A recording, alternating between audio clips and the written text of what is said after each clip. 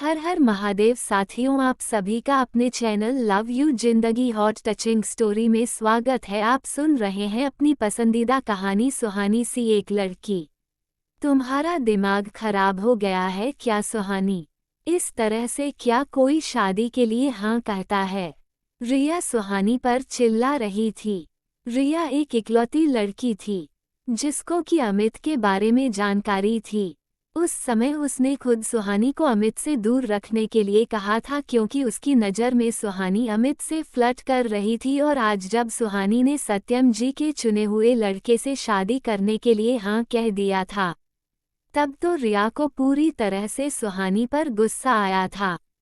उसे बस यही लगा कि सुहानी में जिस संबंध को मजाक मजाक में लिया था, उसका बिल्कुल मजाक बनाकर रख दिया था। पर बीते दिनों से जो सुहानी में बदलाव आ रहा था, उसको लेकर सुहानी की यह हरकत रिया को समझ में नहीं आ रही थी। उसे सुहानी से यह उम्मीद नहीं थी। इतने दिनों तक सुहानी के मुंह से बात बात पर अमित का जिक्र सुनने के बाद रिया को बिल्कुल विश्वास हो गया था कि अमित ही वह लड़का है जो कि सुहानी की बेवकूफ़ियों को संभालते हुए उसे खुश रख सकता है। पर अभी सुहानी ने जिस शादी के लिए हाँ कही थी, वह तो किसी भी कीमत पर शादी नहीं कही जा सकती थी। तुम समझ नहीं रही हो रिया, मेरे पास इसके अलावा कोई ऑप्शन नहीं था। सुहानी ने एक लाइन में बात खत्म करते हुए कहा। ऑप्शन नहीं होने का मतलब यह नहीं होता है कि कोई आकर कुएं में कूद जाए। यह शादी नहीं, खुदकुशी है। मैंने समय से बात की थी, अंकल ने तेरे लिए वही लड़का ढूंढा है, या ये कहो कि तेरे लिए उस लड़के का रिश्ता आया है जो कि अंकल का फॉरेन पार्टनर है। मल्होत्रा टेक्सटाइल्स और गवर्नमेंट की विदेशी कंपनियों के सारे कोलैबोरेशन इसी के साथ है। मतलब कि एक पूरी तरह से एक बिजनेस डील है। मुझे शादी का आधार ही समझौता है, वह शादी कैसे होगी? तू अच्छी तरह से जानती है कि तेरे दिल में पूरी तरह से अमित उतर चुका है। फिर भी तूने शादी के लिए हाँ कह दी, उस लड़के से जिसको ना तो देखी है ना जानती है, नहीं समझती है। उसके बाद तुमने उसके साथ पूरी जिंदगी बिताने का फैसला कर लिया है। इसका मतलब मैं क्या समझूं? रिया को समझ में नहीं आ रहा था कि वह सुहानी से कैसे पूरी बात उगलवाया, कैसे उसके दिल का दर्द समझे, या फिर इन सारी बातों के बीच में दबी हुई सही बात को पकड़े। देखा जाना तो मैंने अमित को भी नहीं है, पर जहां तक मैं समझती हूँ, अमित को मैंने समझने की कोशिश की थी, पर जितना मैंने उसे समझा उसने मुझे धोखा दे दिया। ना चाहते हुए भी सुहानी की आंखों से 2 बूंद आंसू छलक आए थे। तुझे धोखा दे दिया? सुहानी की बात पर तो रिया को बिल्कुल भरोसा नहीं हुआ। सुहानी ने बैठे बेडशीट को अपनी मुट्ठियों में भर लिया। देख सुहानी, बात छुपाने से कुछ नहीं होगा। मुझे साफ साफ बता कि बात क्या है। बात क्या होगी? मैं अब अमित के मैटर पर किसी से बात ही नहीं करना चाहती। तुमने कहा था ना कि लड़कियां वही अच्छी होती है जो कि अपने बारे में ना सोचते हुए पूरे परिवार के बारे में सोचती है, अपने मम्मी पापा की खुशी में खुशी रहती है, उनका सर झुकने नहीं देती। सुहानी ने तुरंत पलटकर पूछते हुए कहा। अमित की संगत का इतना तो असर सुहानी पर आ गया था कि अब उसके दिल का भेद किसी को जानना इतना आसान नहीं रह गया था।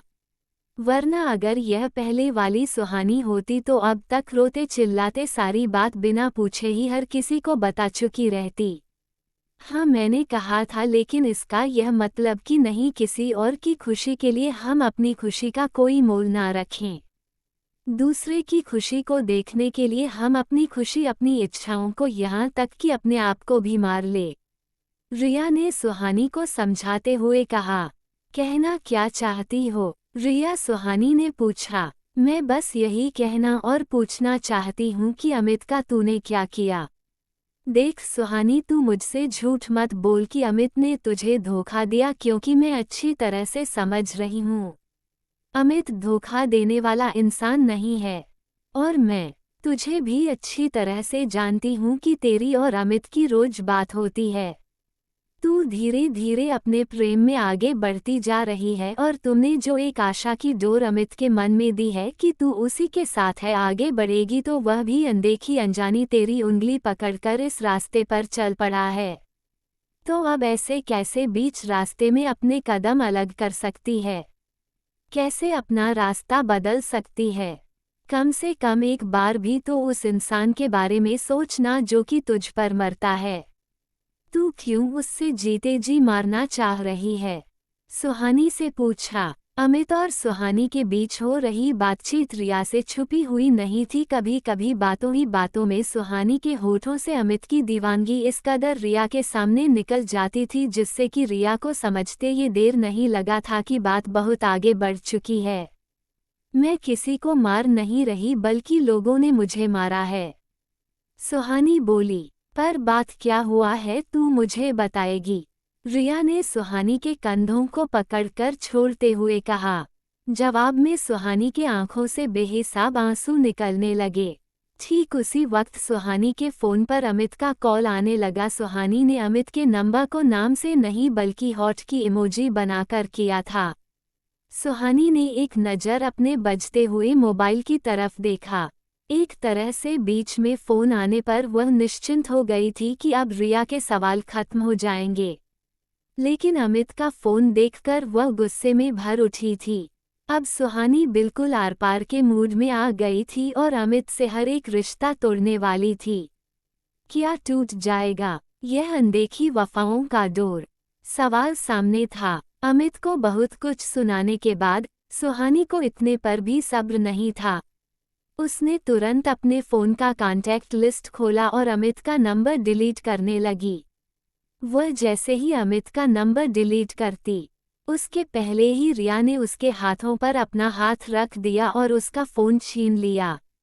देख सुहानी, तू कॉन्टैक्ट लिस्ट से उसका नंबर डिलीट कर सकती है लेकिन अपने दिल और दिमाग से नहीं। इसलिए उसका कॉन्टैक्ट नंबर डिलीट करने से पहले उसके लिए जो भी तेरे दिल दिमाग में भरा है वह पहले मेरे सामने निकाल दे। उसके बाद जो जी में आए करती रहना। इससे कम तेरे दिल और दिमाग का बोझ तो कुछ हल्का होगा और जब ये बोझ हल्का हो जाएगा तो तू आसानी से एक नए सफ़र पर बढ़ सकेगी। रिया की बात सुनकर सुहानी का रोना बढ़ गया। वो फूट फूट कर रिया के सामने रोने लगी। कौन सा सफ़र रिया? मैंने तो अमित के साथ बस यही सोचा था। सफ़र खत्म कर देंगे हम तो वहीं पर जहां तक तुम्हारे कदम ले चलेंगे। लेकिन अमित के कदमों ने बीच रास्ते में ही जवाब दे दिया। मंजिल तो बहुत दूर थी। अभी तक तो मंजिल तक पहुंचने का टाइम भी नहीं आया था। उससे पहले ही अमित रास्ता बदल गया। अमित ने मुझसे कहा था कि हम एक बार मिलकर आपस में बात कर लेते हैं और उसके बाद ही शादी का फैसला करेंगे। मैं भी खुश थी कि पहले मैं खुद अमित को एक बार आमने सामने देखकर समझ लेना चाहती थी कि जैसा वह फ़ोन पर है वैसा ही सामने है या नहीं। उसके बाद ही मैं उसे डैड से मिलवाना चाहती थी। पर तुम जानती हो रिया, उसने मुझे धोखा दिया। मैं उसके लिए घर में किसी से बिना बताए हुए कनॉट पैलेस गई।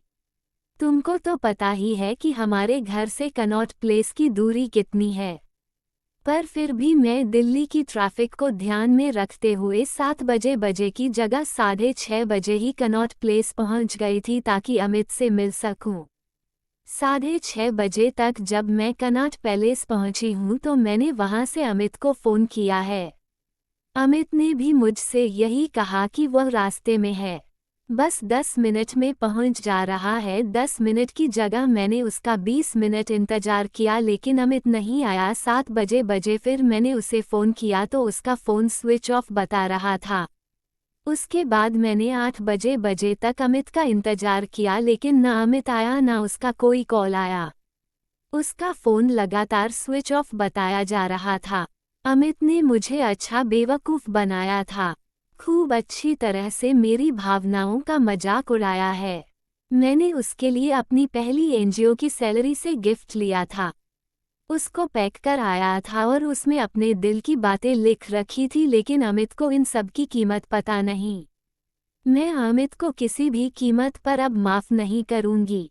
जो इंसान एक बार वादा करके सही समय पर नहीं पहुंच सकता, वह सारी जिंदगी साथ निभाने का वादा कैसे निभाएगा। सुहानी अपने आंसू पोंछते हुए बोली।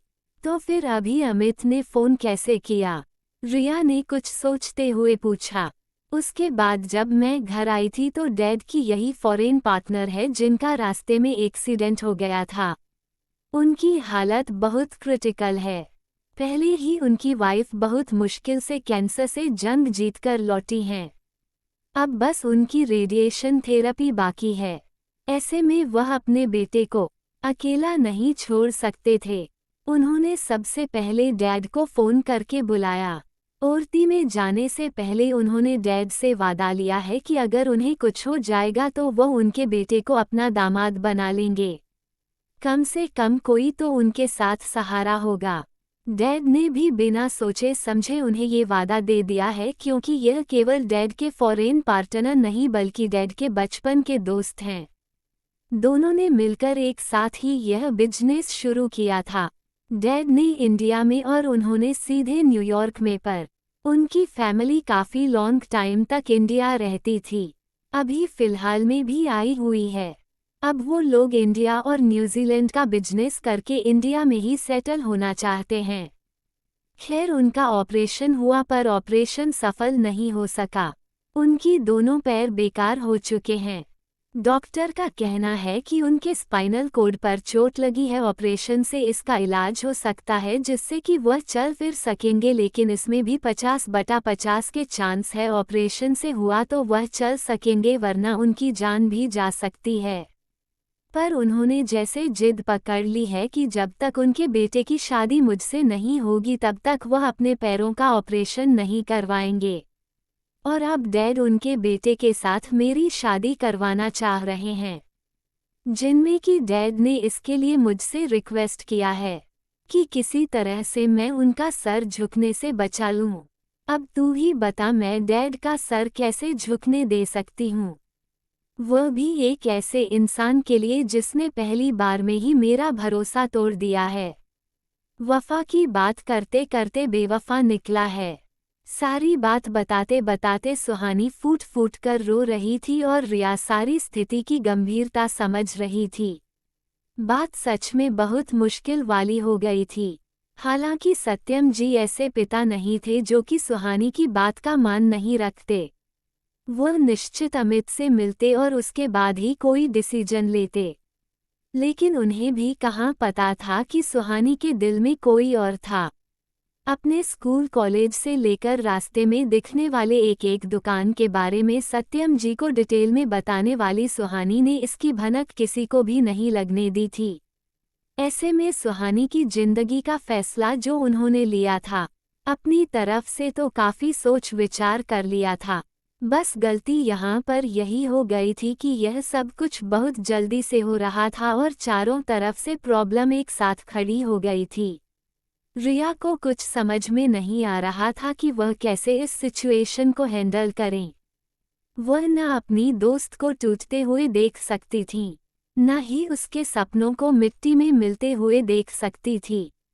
सुहानी बिना कहे उसकी प्रॉब्लम समझ गई थी, इसलिए उसने रिया को न केवल एक अच्छी नौकरी दिलवाई बल्कि एग्जामिनेशन टाइम में जितनी हो सके उसकी मदद की। सुहानी ने प्रोफेसर के महंगे महंगे नोट्स ये कहकर अपने लिए खरीदे कि उसे पढ़ना है, और बिना पढ़े ही सब कुछ रिया को दे दिया। रिया ने जब उससे ये पूछा कि यह सारे नोट तुम मुझे देख रही हो तो तुम कैसे पढ़ोगी, तो सुहानी का जवाब था कि मैं कितना पढ़ती हूँ ये तो तुमको पता ही है। मेरे पास रखे रखे चूहे खा जाएंगे, इससे अच्छा है कि भले किसी के काम में आ जाएंगे। सुहानी की यही आदत थी। वो किसी की भी मदद करती थी लेकिन जताती नहीं थी, जबकि आजकल की दुनिया में लोग एक गिलास पानी का भी एहसान याद दिलाने से पीछे नहीं हटते हैं। पर सुहानी के दिल की सच्चाई थी कि वह नेकी करके भूल जाती थी, लेकिन रिया समझ रही थी। रिया कुमुद और कुसुम की तरह नहीं थी जो कि सुहानी के एहसान को भूल जाती। वह सच में सुहानी के एहसान मंद थी। सुहानी ने उसकी जिंदगी संवार दी थी। सुहानी के कारण ही उसके घर के हालात सुधर गए थे। उसके पेरेंट्स का इलाज अच्छे से हो रहा था। उसके भाई बहन अच्छे स्कूल में पढ़ रहे थे। अब उसकी बारी थी। वह सुहानी के लिए करना तो बहुत कुछ चाहती थी, लेकिन क्या करें, यही समझ में नहीं आ रहा था। रिया ने भी उसे जी भर कर रोने दिया और उसकी नज़र बचाकर अमित का नंबर अपने फ़ोन में ट्रांसफ़र कर लिया। अब वह अपनी कोशिश करना चाहती थी, एक अंतिम कोशिश। कम से कम एक बार फ़ोन करके अमित को सुहानी की वफ़ा का एहसास तो दिला सकती थी, ना उसे ये तो बता सकती थी ना कि अमित के लिए सुहानी की वफ़ाएं झूठी नहीं है और अमित की वफ़ा कितनी सच्ची है। एक बार यह भी तो जांचना जरूरी था।